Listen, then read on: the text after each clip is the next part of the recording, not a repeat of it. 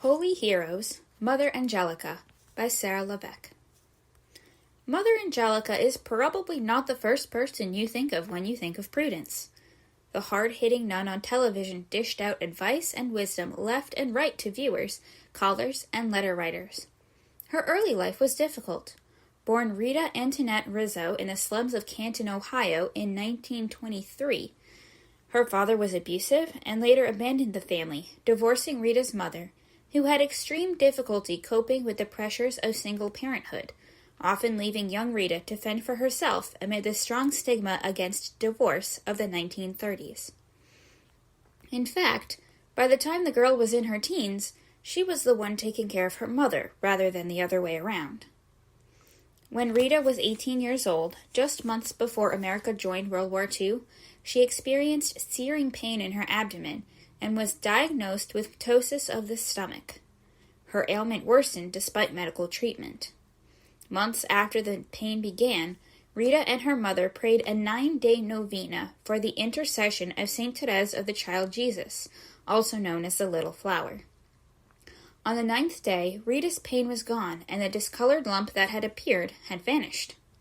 It was then that Rita fully realized that there was a God, and that he truly loved her. She devoted her life to him, eventually entering a Franciscan convent where she was given the name Angelica.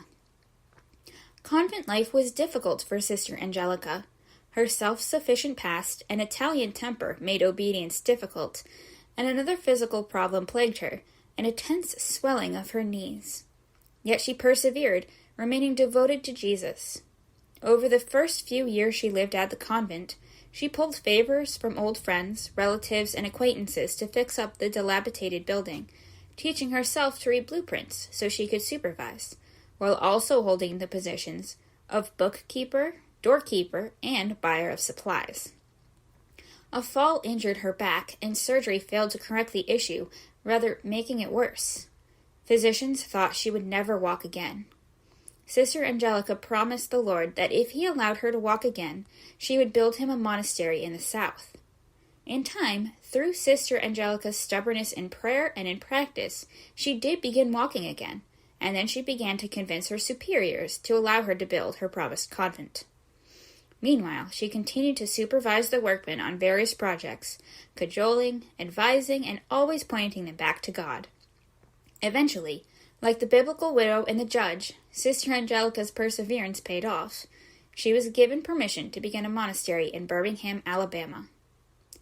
The Birmingham project needed a lot of work and a lot of money. Sister Angelica's means were unorthodox.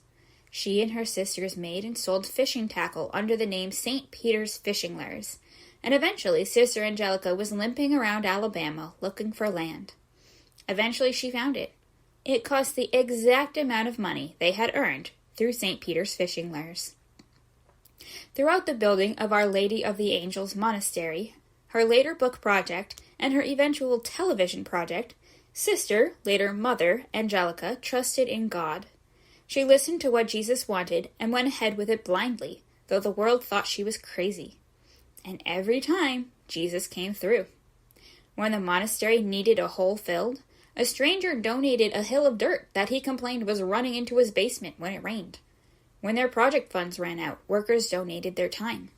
When grocery funds ran out, a local grocer donated food and continued to do so for the rest of his life. In 1962, Mother Angelica agreed to record a short talk, which sold well, earning her new cloistered sisters some money to go toward repaying their great building loans. This was the beginning of an era, for she continued to make recordings, first audio, then visual, for the rest of her life. In spite of old pain and new, Mother Angelica kept following Jesus' will doggedly, even though the world would have called her mad. It would seem imprudent to most to have the Mother Superior of a cloistered religious community speaking in front of people, but this is what Jesus called her to do. It would seem imprudent to most to order pamphlet printing equipment without having money, when no banks would give Mother Angelica a loan. But Jesus led her to it, and gave her the money when someone took Mother's "wanna lend us $10,000" joke seriously. The print shop was finished, complete with a sign saying, "The Master's Print Shop. We don't know what we're doing, but we're getting good at it." This saying seems to be a good reflection of what happened at Mother Angelica's convent. Mother herself said, "My attitude is, if the Lord inspires me to do something, I attempt to do it. I start and it goes like a snowball downhill. I have to start. If it's not His will, it will either fall apart or something will happen to really hinder it."